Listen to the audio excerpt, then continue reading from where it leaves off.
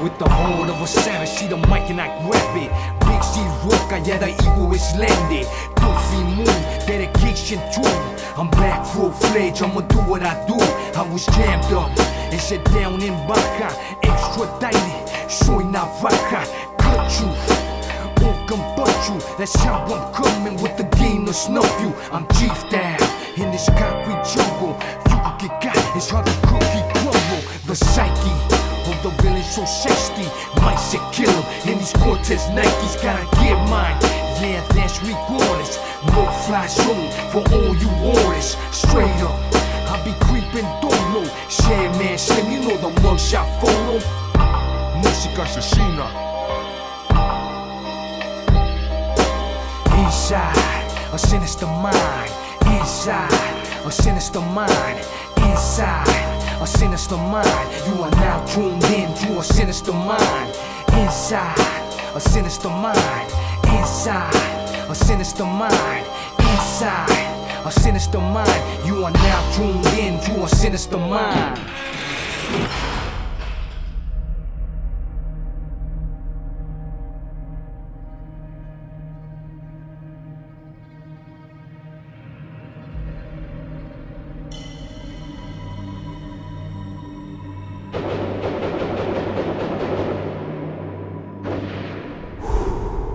You know, the way we did it is you hit one of us, we're gonna hit 10 of yours, and literally, you know what I mean?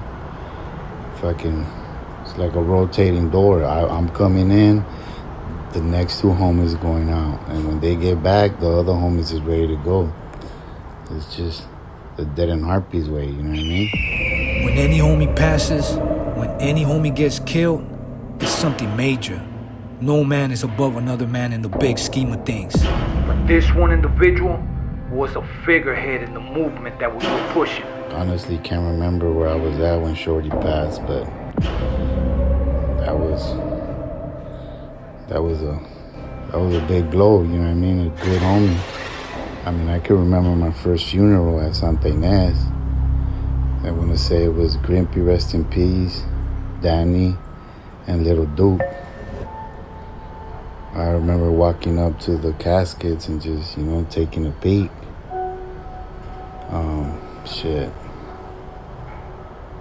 I vowed that day that I would never let that happen again, you know what I mean? I'd always stay strapped, 2 straps at that, and make sure, you know, I protected everybody. And, you know, that was my goal every single day, stay strapped and not on my watch, you know? Nobody was gonna get hit on my watch. I remember hanging out right there in Cordova when we got the news about Shorty being shot. Ya vamos en chinga bien deep, todos, homie, los que estábamos allí, en chingas, homie, to the California hospital, dog. A ver qué chingados, you know, like, hopefully, you know, nothing major, you know.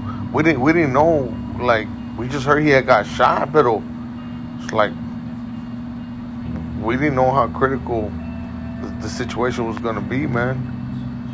Come to find out, que estaba cabrón el pinche pedo. We were so deep outside and inside a California hospital in downtown LA. To be honest with you, like, once we arrived to the California hospital and we got the news that Shorty had passed, it's like I didn't know what the fuck to think, man. You know, like, like that was someone that we looked up to, and to top that off, his little brother was my tidy, and then I remember seeing him like outside the hospital walking back and forth, like bien aguitado, homie, like crying, homie, and us, like, we were youngsters, dog, and it's like, fuck, homie. Like, there was nothing I was able to do to help him, like, because that was my best friend, homie, and then his brother got killed. You know, he got shot, got killed, he passed away, and it was like, fuck, man, you know, like, what the fuck, like, man, like. And then the police arrived. The police arrived and they fucking took a lot of us to jail, man. I was one of them. They took us to Rampart Police Station, bro. They were deep in there, man. I remember my mom went over there and got me out, you know. Back in the days, you know, if you're a juvenile, you know, you could just call your mom and they'll come get you. So I actually wasn't on Cordova, you know, when he came back from that shootout, and I got to see Shorty in a bad state, man. Man, that's something I'll never be able to get off my mind, man. The LAPD raided us there. They came with paddy wagons and loaded us all up and took us down to Rampart Police Station for investigation. Of course, no one said nothing or no one knew nothing. Rampart Division was known for unprovoked beatings and shootings, planning and covering up evidence, plus stealing and dealing dope. A un homie que trae un pinche trueno bien bonito, homie. Because we were checking out that piece that night.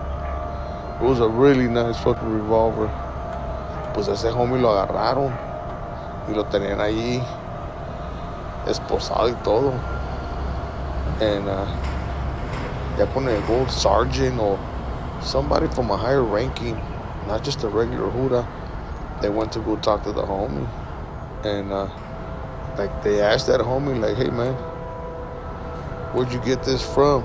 I said, nah, pues, you know, it ain't mine. Okay, it's not yours? No, it's not mine. Okay, so you're not gonna miss this then? No, it's not mine. Y luego, pinche Jura culera was like, uncuff him, let him go. This is my shit now. This episode was brought to you by Bonnaroo.org. Make sure you check out our newly designed store and merchandise. UndergroundHipHopBlog.com, the highest ranked underground hip hop blog worldwide. If you need promo or advertising, tap in. Contact us on Instagram at UGHHblog or email us at ughblog@gmail.com. You hear and you bury homies and homies getting shot and all that stuff, man, and but when Shorty got killed, man, it was like unbelievable, man. You know, and again, like, pues uno estaba morrido, you know, just 14, 15 años, homie, and like, fuck, man, it's like that hit home straight out, and all I could think about was his my tidy, you know, his little brother, and then like the bigger brother, and like the whole family, the mom, the sisters, and it was just like, man, I just... Honestly, it was just sad, man. It was just sadness, man. Like, shocked, sad, angry. Man, you know, that was a tough one, man. You know, I gotta say, you know, any homie that's passed has always been, you know, fucked up. You know, you feel a certain way, but Shorty was one of those that I felt a lot. One more other homie that I felt like that too was Shaq. But we're talking about Shorty here, man. Shorty, damn, bro. Man, and it's just, it goes down to who he was, man. Shorty, from day one that I met him, I was like 12 years old, man. That cat dog would just be cool as fuck with you, man. Like, even if you were a little kid like me, man, he would shake my hand no different than he would shake another older homie's hand. Like, always love, like, if you went somewhere, or like, hop in, you know, get in the car, you know, wouldn't leave you behind. If he was gonna go eat somewhere, you know, súbete, way, you know, like, just fucking cool cat, dog. I mean, there's a reason why everybody loved Shorty, homie. He was just a down homie, super cool, mellow, tall as fuck. You know, always had intimate rides. You know, he had nice cars, sounds. You know, somebody that you looked up to, man. Yeah, like me, that was my big homie, man. And shit, man, how I felt, man, it was just hurt. It was hurt. That one stung hard, man. You know, Shorty, rest in peace, man. Will forever be my big homie, dead or alive. Love that dude. When a gangster knows there is no coming back from the war they are fighting, then he has accepted the high likelihood of his own mortality in a situation where the chances of survival are extremely slim. That's a true soldier on the battlefield, a resistance fighter in a conflict where the risks are grave and apparent that you're gonna die for your barrio. It's like they say, it's real in the field. In such circumstances like these, motherfuckers exhibit tremendous courage and determination. We driven by a sense of duty, ideology, and the belief in a cause that's worth fighting for. And on some real shit, every day on the block, you confront the possibility of not returning home. Cause once you're gone for good. Next day in the morning, I remember my uncle and my mom came to pick us up. I remember being quiet in the back seat as we passed Tommy's, the famous burger joint off the corner of Rampart and Beverly. Remember seeing all the hit-ups by Westside Temple Street whacking out all their enemies. This pocket of the Westside was active as fuck. You gotta understand that when you start seeing rival gangs cross out each other's individual names, then you knew the shit had become personal. Even when I was in the hood, you know, see somebody roll up on me, yeah, I'd run into the dead end, you know what I mean? Because it was all fun and games, so they were after me, but when I turned around with that Nina, the whole face expression changed, you know what I mean? The shoe's on the other foot now.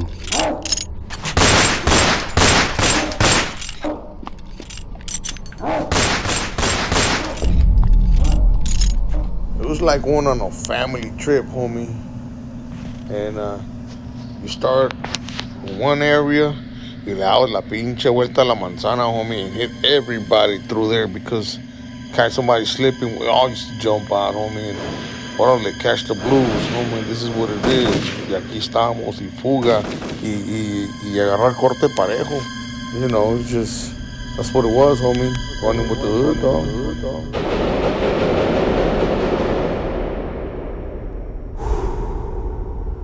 In the mind state of a gangbanger who has witnessed a significant amount of death, it's important to recognize that the war in the streets and the exposure to these traumatic events can have profound psychological and emotional effects. A range of complex emotions, including grief, guilt, anger, sadness, and a sense of moral conflict. They may grapple with the loss of comrades, the brutality of violence, and the moral complexities of the conflict they've been involved in, PTSD. Soon after, the funeral was upon us. A legendary individual had passed, so everyone, and I mean everyone, came to pay their respects.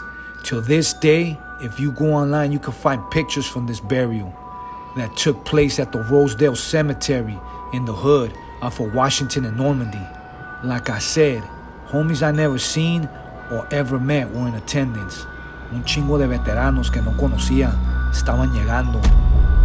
You know, the truth is that, you know, after an event like this, you know, no matter how awful it is, you know, that a loved homie has been murdered, you know, you got to keep pushing because, you know, the gangbanging doesn't stop, you know. Yeah, that homie lost his life and, you know, his family, you know, all, whatever you want, however you want to put it, the sadness, all that.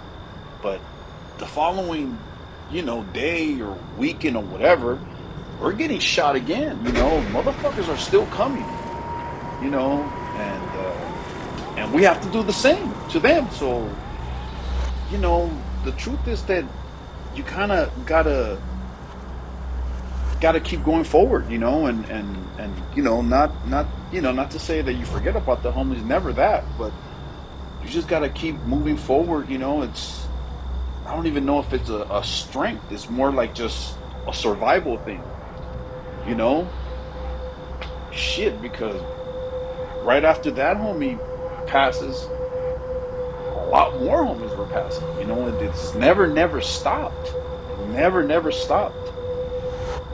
That's just how it was in those days, man. The 90s it was just too much, man. So I don't know if it was a strength thing or it was just a survival thing. You just have to keep pushing. Just kept gangbanging, you know. That's what it was.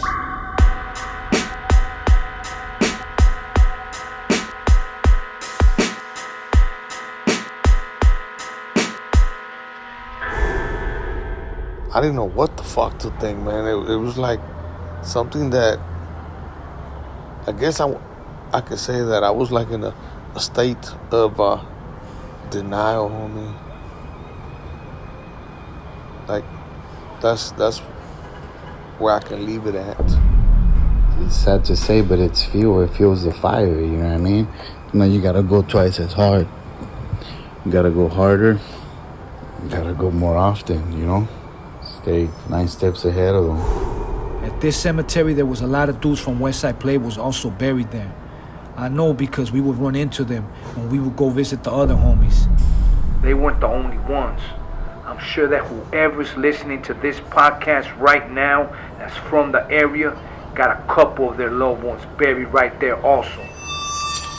The environment we are surrounded by can influence in various ways, and to some extent, shape our behavior, attitudes, and perspectives. Just because the homies that came before us hated them vatos over there, without question, is the reason I hate them as well. So whatever the reason was for our beef, at this point it don't even matter anymore. Know what I'm saying? You see, the process of being influenced by our surroundings can occur gradually over time as we adapt to the norms and the values that are prevalent up in the neighborhood. And it hurts like shit, unexplainable, you know what I mean? You can't take that away. Nobody can take that away from you. And I know every it's very unique to every single one of us, you know. Unos estábamos más cercas a los camaradas que otros camaradas, you know. So it takes a toll on you, but I mean, the way I done it and seen it and lived it is I just went harder, you know. It's hard to hold 3 straps, so I couldn't upgrade that, but Young had 2 guns, you know what I mean? Fighting a gang war that cannot be won is a complex situation. It takes a long time to approach this dilemma. When you're living it, you're not trying to reevaluate the objective, and diplomatic means or negotiations are out of the fucking question. Bringing harm to the enemigos becomes crucial, and that's it. Get them before they get us. Man, that's always been hard. Always been hard. It's awful. You know, sad, you know, just lost a good homie. Never see him again. To me, man, thinking back, one thing that I hate the most was just like seeing the families, man, you know, cry, sad, you know. That's always felt fucked up. You know, it just, I don't know how to put this, but it just always felt terrible. And to see so many homies, man, shit, man, so many funerals that we've been to. Shit, bro, it's almost unreal. Like, if I told this story to somebody that's never gangbanged, it's almost like they wouldn't believe it, you know? But a gang of homies have been buried. Man, yeah, so, you know, the way it feels is just terrible. Always has, always will be. Awful. Honestly, how the fuck do you cope with this shit? It's not a walk in the park. It's the slaughter of our own people, our own community. It's an immensely difficult and deep traumatic experience. I'm no fucking scholar. I'm just sharing my thoughts and grief with others like me and yourself who's been through hell and have taken similar losses. Man, this we so strong nowadays, it brings out all my demons to play. It makes it harder to begin this process of healing. Everything's a journey. Now that everything was said and everything was done, it was time to make a move. All the cliques in the hood did their part without a doubt. We hit anything moving from the east to the west. That hurricane that wiped motherfuckers out was my childhood. And even though we got our payback, I also knew that there was no end to this. It all comes back when bad things happen.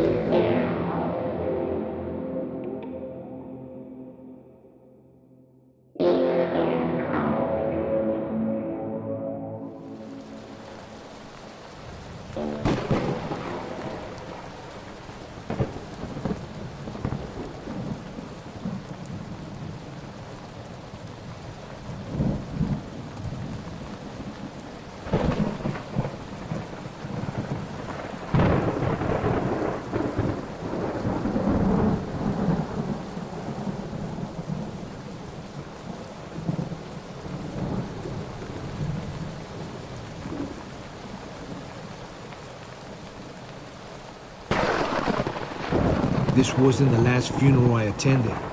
Many more homies would die. Some by old age and disease, some by drug overdose. Some even got killed by the cops. But for the most part, it was the violence that did it. So as I sit here thinking back about how it was for me, the going back and forth with the adversaries, man, that shit was just normal. But I ain't gonna lie, some of our counterparts were heavyweights out here, no doubt. But if you ask some of the real ones, they'll tell you the H was a powerhouse. We were dominant. Them dead-end boys had a fucking stronghold on the game. When you're all in it, sometimes you forget you're living in war. But the streets, they do a good job of reminding you what time it is. You can never get too comfortable. Apartment buildings serving as hideouts and serving as dope spots. LAPD ghetto birds circling above over the crime scene. Me laid out face down on the pavement, then cuffed, sitting in the back of a police car. Ambulance, putting victims on a gurney. LA Times, LA motherfucking Times. This song's a history page that's over 30 years old, and it still describes the society we inhabit. And that's the reason why the culture still identifies with it to this day. It has stood the test of time. My neighborhood and my homeboys are fucking legends. This is my story. This is our story. This is your story.